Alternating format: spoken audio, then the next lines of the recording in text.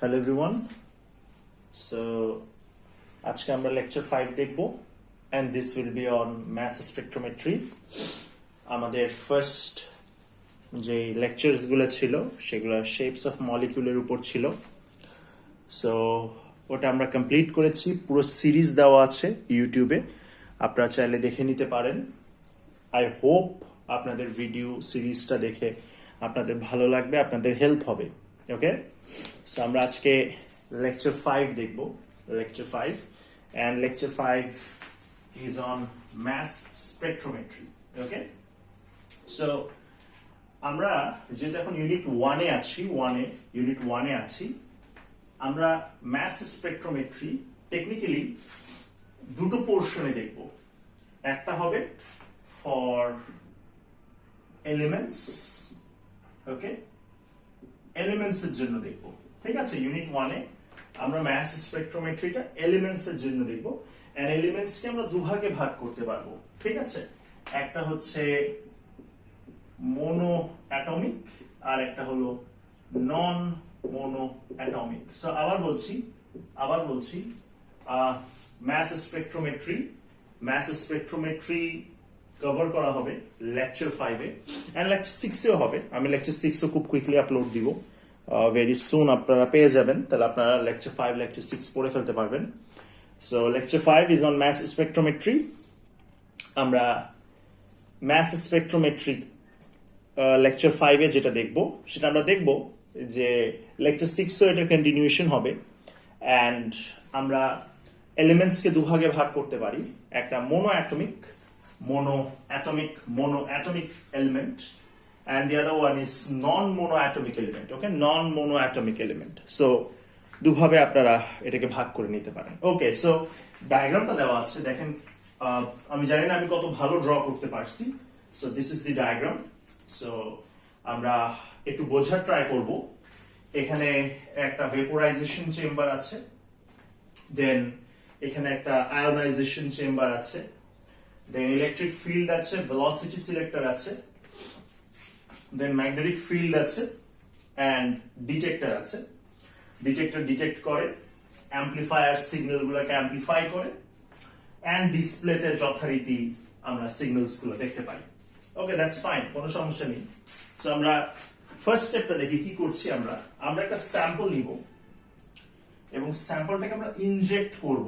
ওকে, inject. So আমরা একটা sample নিব এবং এটাকে ইনজেক্ট করে দিব। Fine, in a high temperature chamber। কোন চেম্বারে?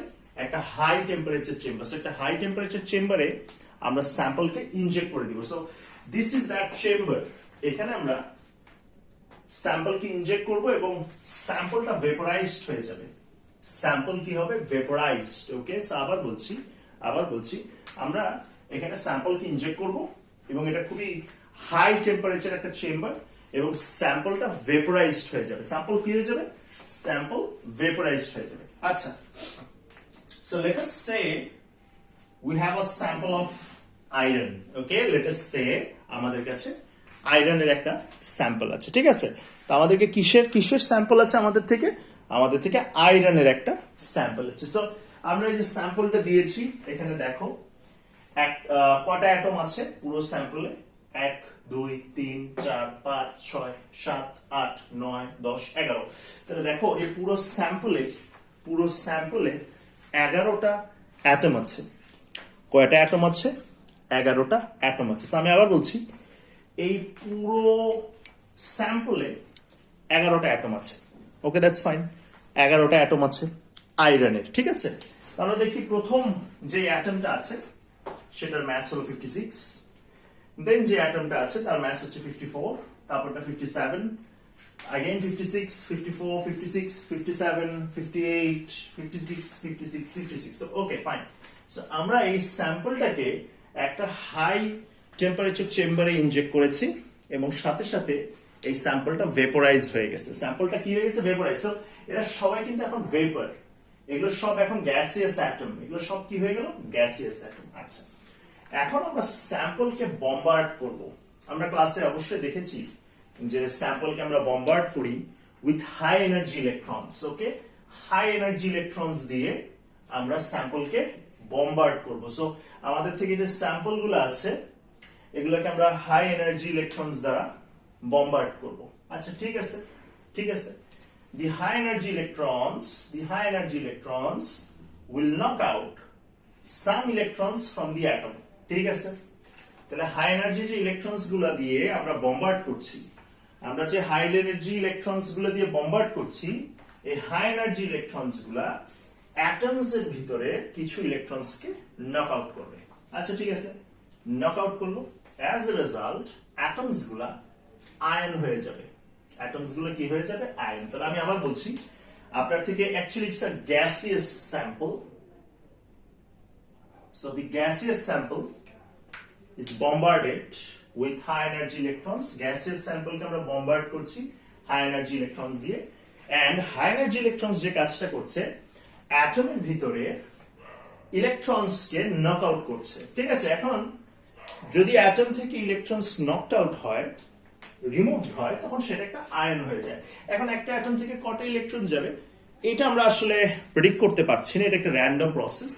অনেক সময় দেখা যায় কিছু অ্যাটম থেকে একটা যাবে, আবার কিছু অ্যাটম থেকে দুটো যাবে, আবার কিছু অ্যাটম থেকে তিনটা, আবার কারো থেকে চারটা, কারো থেকে পাঁচটা, এরকম একটা র্যান্ডম মাইজড জিনিস আমরা আসলে এখানে দেখবো। সো এটা একটা র্যান্ডম প্রসেস যে একটা অ্যাটম থেকে কটা ইলেকট্রন রিমুভ হবে। আমরা কখনোই বলতে পারবো না যে হ্যাঁ আমি স্যাম্পলে যতগুলো অ্যাটম দিছি সবার থেকে একটা একটা করে ইলেকট্রন মানে লস্ট হবে, এই জিনিস আমরা আসলে বলতে পারবো না, এটা একটা র্যান্ডম প্রসেস। আচ্ছা ঠিক আছে, দ্যাটস ফাইন। তাহলে এখন ফার্স্টে কি হলো, স্যাম্পল দিছিলাম, স্যাম্পল গুলা গ্যাসিয়াস হয়েছিল, গ্যাসিয়াস অ্যাটম হয়েছিল, তারপর তাদেরকে বম্বার্ড করা হলো হাই এনার্জি ইলেকট্রনস দিয়ে। তাহলে এখন সবাই আয়ন হয়ে গেল, সো এটা একটা আয়নাইজড হয়ে গেল, দ্যাটস ফাইন। এখন আয়নস গুলা অ্যাক্সিলারেটেড হবে, ওকে, কোথায়? ইলেকট্রিক ফিল্ডে।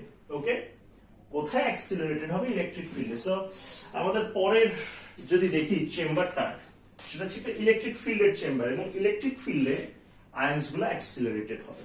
ওকে, সো ইলেকট্রিক ফিল্ডের কাজ কি? আপনাদেরকে যদি কেউ আস্ক করে যে আচ্ছা ফার্স্টে তো একটা খুব হট একটা চেম্বার ইনসার্ট করা হলো যেখানে টেম্পারেচার অনেক হাই, সো স্যাম্পল ভেপোরাইজ হয়ে যাচ্ছে, দেন আয়নাইজেশন হলো, আয়নাইজ হলো, অ্যাটমস গুলো আয়ন হলো, দেন ইলেকট্রিক ফিল্ডে আয়নস গুলো অ্যাক্সিলারেটেড হচ্ছে। ওকে, ইলেকট্রিক ফিল্ডে আয়নস গুলো কি হচ্ছে? অ্যাক্সিলারেটেড হবে, দ্যাটস ফাইন, কোনো প্রবলেম নেই। সো আয়নস গুলো কি হচ্ছে ইলেকট্রিক ফিল্ডে? অ্যাক্সিলারেটেড হচ্ছে। ওকে, দ্যাটস ওকে, কোনো সমস্যা নেই। দেন আমরা দেখবো ভেলোসিটি সিলেক্টর।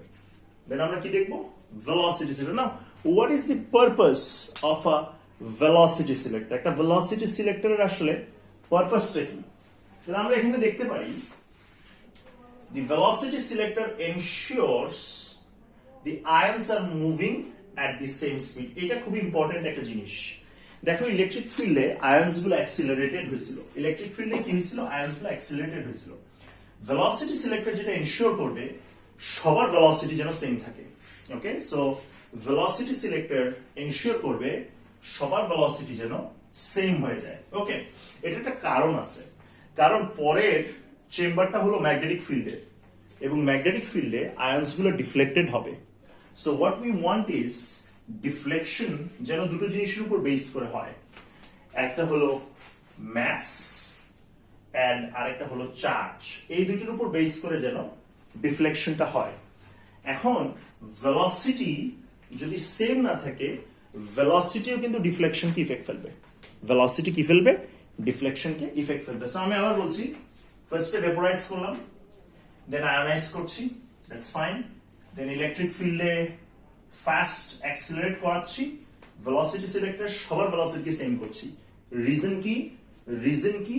কারণ এর পরের চেম্বার হচ্ছে ম্যাগনেটিক ফিল্ড, সেখানে আয়নস গুলো ডিফ্লেক্টেড হবে। ওকে, এবং ডিফ্লেকশন ডিপেন্ড করে দুটো জিনিসের উপর, একটা হলো ম্যাস অফ আয়ন, একটা হলো চার্জ অফ আয়ন। আচ্ছা ঠিক আছে, দ্যাটস ফাইন, কোনো সমস্যা নাই, এটা আমরা বুঝতেছি। সো ভেলোসিটি সিলেক্টর সবার ভেলোসিটি সেম করে দেয়, যেন ডিফ্লেকশন এই দুটোর উপরই ডিপেন্ড করে, ভেলোসিটি যেন ওখানে কোনো রোল প্লে না করে। আচ্ছা ঠিক আছে, আরেকটা জিনিস রিমাইন্ড করে দেই, রিমাইন্ডার, আয়নাইজেশন চেম্বারে যেখানে আমরা বম্বার্ড করবো হাই এনার্জি ইলেকট্রন দিয়ে, একটা অ্যাটম থেকে কি একটা ইলেকট্রন বের হবে, না দুটো বের হবে, না তিনটা বের হবে, না চারটা বের হবে, এই জিনিস কিন্তু আসলে এটা একটা র্যান্ডম প্রসেস। এটা একটা কি প্রসেস? এটা একটা random process. Okay, that's fine, no problem with this one. এটা নিয়ে কোনো রকম কোনো ভেজাল নেই। ওকে, এটা নিয়ে কোনো সমস্যা নেই। আচ্ছা ঠিক আছে, এবার আমরা চলে আসলাম ম্যাগনেটিক ফিল্ডে। আচ্ছা, ম্যাগনেটিক ফিল্ডে কি হচ্ছে? The ions are deflected.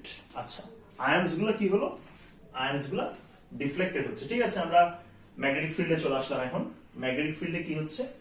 The ions are deflected. আচ্ছা, দ্যাটস ফাইন। এখন ডিফ্লেকশন দুটো জিনিসের উপর ডিপেন্ড করবে।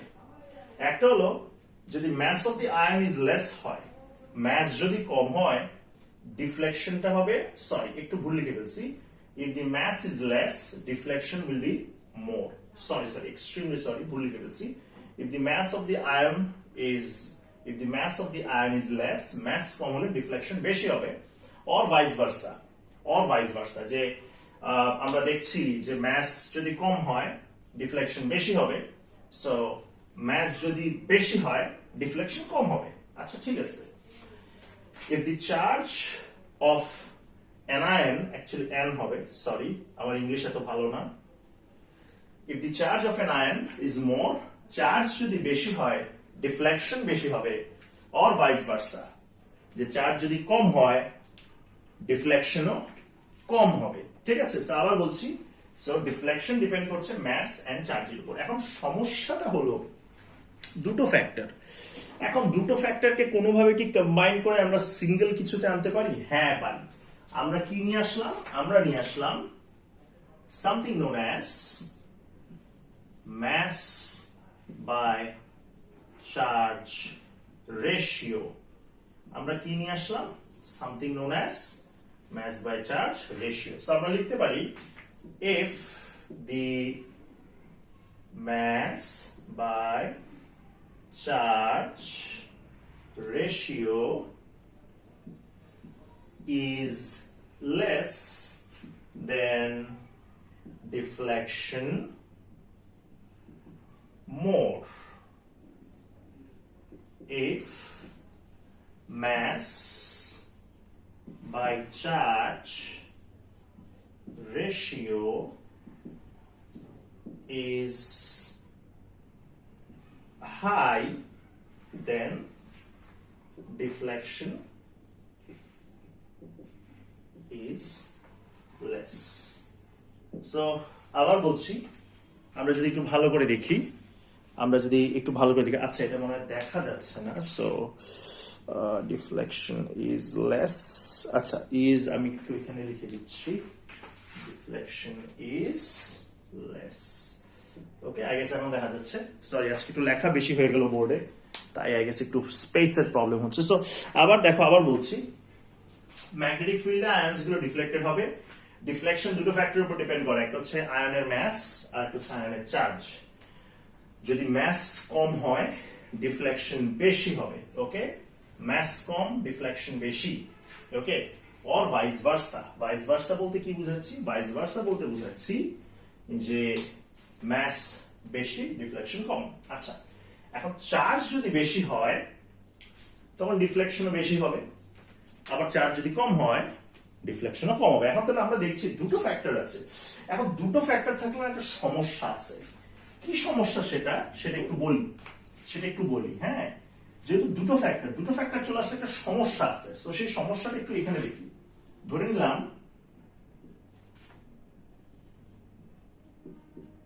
দেখো এটা একটা আয়ন, অবভিয়াসলি ওর ম্যাস বেশি। ওকে, ওর ম্যাস বেশি আর চার্জ কম, সো লিখতে পারি ম্যাস ইজ হাই, চার্জ কম। আমরা জানি ম্যাস বেশি হলে ডিফ্লেকশন কম হবে এন্ড চার্জ কম হলে ডিফ্লেকশন কম হবে। তো আমি বলতে পারছি ওর ডিফ্লেকশন কম হবে। That's good. ওকে, এখন এখানে আসুন, ওর ম্যাস কম, চার্জ হাই। এখন হচ্ছে ম্যাস কম, আমরা শিখছি যত পাতলা হবে তত বেশি ডিফ্লেক্টেড হবে, আর চার্জ হাই, যত বেশি চার্জ হাই থাকবে তত বেশি ডিফ্লেক্টেড হবে, তাহলে ওর ডিফ্লেকশন হবে বেশি। সো কোনো আপত্তি নাই, এটা আমরা বলতে পারি। আচ্ছা, এইবার আমরা একটা এক্সাম্পল নেই। লেটস সে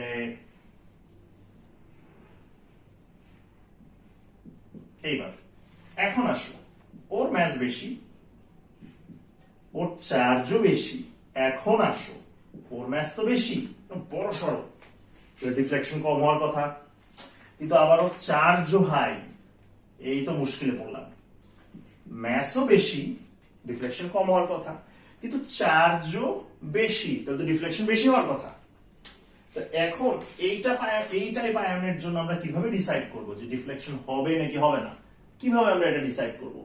প্রবলেম হয়ে যায় এখানে, ঠিক আছে? এখানে কি হয়ে যায়? প্রবলেম। সো এই প্রবলেমটাই অ্যাভয়েড করার জন্য আমরা কি নিয়ে আসলাম? Mass by charge ratio. যে আমরা দুটো ফ্যাক্টরকে ইউজ করে একটা রেশিও বের করলাম, যে যার রেশিওটা বড় হবে ডিফ্লেকশন কম হবে, ঠিক আছে, আর যার রেশিওটা ছোট হবে ডিফ্লেকশন বেশি হবে। আচ্ছা, ঠিক আছে, সো নো প্রবলেম। সো আমি আবার জিনিসটা বলছি, সো প্লিজ আপনারা একটু শুনবেন, ফার্স্টে স্যাম্পলকে ভেপোরাইজ করছি, no problem with that. Ionise করছি, নো প্রবলেম উইথ দ্যাট, ঠিক আছে। ইলেকট্রিক ফিল্ডে অ্যাক্সিলারেটেড হচ্ছে, ভেলোসিটি সিলেক্টরে সবার ভেলোসিটিকে সেম করা হলো, ম্যাগনেটিক ফিল্ডে ডিফ্লেকশন হলো, যেটা দুটো জিনিসের উপর ডিপেন্ড করে, ম্যাস এন্ড চার্জ। এন্ড আমরা দেখলাম ম্যাস বাই চার্জ রেশিও যদি কম হয় ডিফ্লেকশন কম হবে, আর ম্যাস বাই চার্জ রেশিও যদি বেশি হয় ডিফ্লেকশন বেশি হবে। ঠিক বললাম না ভুল বললাম? ভুল বললাম।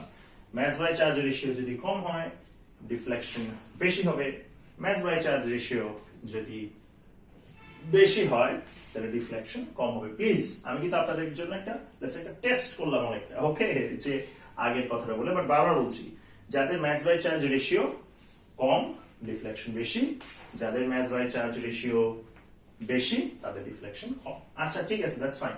সো ফার্স্টে ভেপোরাইজ করছিলাম, এই যে আমাদের স্যাম্পল সবগুলোই আছে, আমরা 11টা অ্যাটম নিয়েছি স্যাম্পলের, ওকে। সো আমরা একটু স্যাম্পল গুলোর দিকে যদি ভালো করে দেখি, 11টা স্যাম্পল আমরা নিয়েছি, কোনো আপত্তি নেই, 11টা স্যাম্পল আমাদের এখানে আছে, রাইট? আমাদের এখানে 11টা স্যাম্পল কিন্তু আছে, so no problem with this one, okay. এখন দেখো 11টা যদি স্যাম্পল থাকে, সবাই আয়রনের, এটার ম্যাস 56, এটা 54, 57, 56, 54, 56, 57, 58, 56, 56, 56। আচ্ছা, এদেরকে এখন বম্বার্ড করব হাই এনার্জি ইলেকট্রনস দিয়ে। আচ্ছা, হাই এনার্জি ইলেকট্রনস দিয়ে যদি বম্বার্ড করি, এরা ইলেকট্রন লুজ করবে। আর আমি আপনাদেরকে বলছি, এই একটা অ্যাটম থেকে কত ইলেকট্রন লুজ হবে এটা একটা র্যান্ডম প্রসেস। এটা কি প্রসেস? র্যান্ডম। আমি এই পার্টটা একটু মুছে দিই, যেহেতু আমরা জিনিসটা দেখছি একটু আগে। So let me erase this part.